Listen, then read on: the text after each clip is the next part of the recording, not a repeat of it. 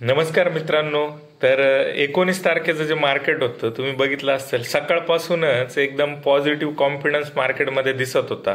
Market continuous वरती होतं, पण दुपारच्या क्षेत्रामध्ये असं काही घडामोडी घडल्या ज्या डेटावर जाणवत होत्या आपल्याला. तेच आपल्याला अनालाइज करायचे की मार्केट त्यानंतर जो गेन सकाळच्या क्षेत्रात होता तो सरळ सरळ पूर्ण वाईपआउट कसा झाला आणि त्याचं इंडिकेशन्स आपल्याकडे होतं का आणि काय डेटावर इंडिकेशन्स आले होते, तर आपण ते पाहणार आहे डेटामध्ये.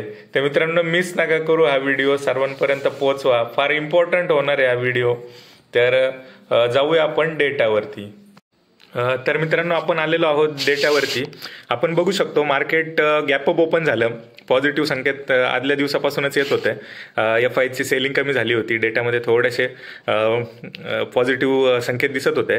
तर सकाळच्या क्षेत्रामध्ये काय आलं की मार्केट गॅपअप ओपन होऊन ते सस्टेन करू लागलं, सस्टेन करत होतं आणि कंटिन्युअस पॉझिटिव्ह म्हणजे ओपन इंटरेस्ट सुद्धा पॉझिटिव्ह येत होता. आणि ट्रेडिंगमध्ये हे जे होतं हे शॉर्ट कव्हरिंगचं निशाण होतं. मी ग्रुपवर टाकलं होतं की हे शॉर्ट कव्हरिंग आहे. जरी पॉझिटिव्ह इम्पॅक्ट आहे मार्केटचा, कंटिन्युअस डेटा पॉझिटिव्ह दिसतोय, दुपारी 12 वाजलेत, 11, 11:30, 12 जरी डेटा पॉझिटिव्ह दिसतोय तरी पण हे जे आहे हे शॉर्ट कव्हरिंग आहे. पण 12 नंतर एक 23,775 80च्या आसपासची एक हाय दिल्यानंतर मार्केटने काय केलं की एक कन्सोलिडेशन चालू केलं आणि या कन्सोलिडेशनमध्ये काय होत होतं, एक 20-30 पॉईंटची रेंज. तर मित्रांनो, पहिलं इंडिकेशन आपल्याला डेटावर जे आलं ते साधारण 1.50-55च्या आसपास आलं. साधारण 4.5-5 लाखाच्या क्वांटिटीज त्या ठिकाणी आपल्याला कमी होताना दिसल्या कॉल साईडच्या. ठीक आहे, ते एक म्हणजे एक ट्रेंड चेंज होतोय का किंवा खाली मार्केट जाऊ शकतं का अशा हिशोबाचं एक होतं.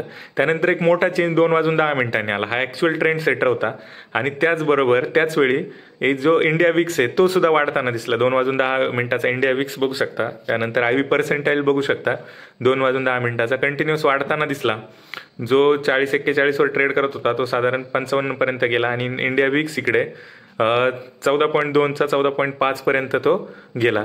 तर हे एक इंडिकेशन होतं. त्याचबरोबर ATM स्ट्रॅडल हे आपलं एक सिक्रेट वेपन आहे.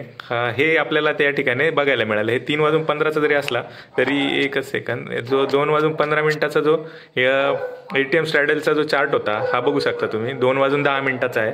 सडन चेंजेस झाले. 178च्या आसपास जो ATM स्ट्रॅडल ट्रेड करत होता तो 190 झाला.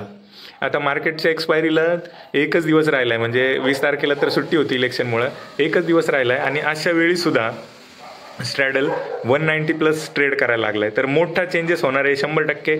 OIने आपल्याला इंडिकेशन दिले होते मार्केट खाली राहण्याचे, तर ते कशा हिशोबाने दिले होते हे बघू शकतो आपण. 18 लाख क्वांटिटी जी पुट साईडला ओपन इंटरेस्ट होल्ड करत होते ते लोकांचं सेंटिमेंट खराब झालं, ते लोक पळून गेले आणि 5.5 लाख ऑलमोस्ट ॲड झाले कॉल साईडला. ठीक आहे, तर हे जरी ॲक्च्युअल ट्रेड्स नसले तरी एक सेंटिमेंट आहे. मोठे प्लेयर आहे, ज्यावेळी 18 लाख क्वांटिटी कोणी ट्रेड करायला टाकतोय तर ऑब्वियस आहे ते फार मोठी व्हॅल्यू घेऊन आणि मोठे फंड घेऊन मोठा प्लेअर कोणीतरी येतोय.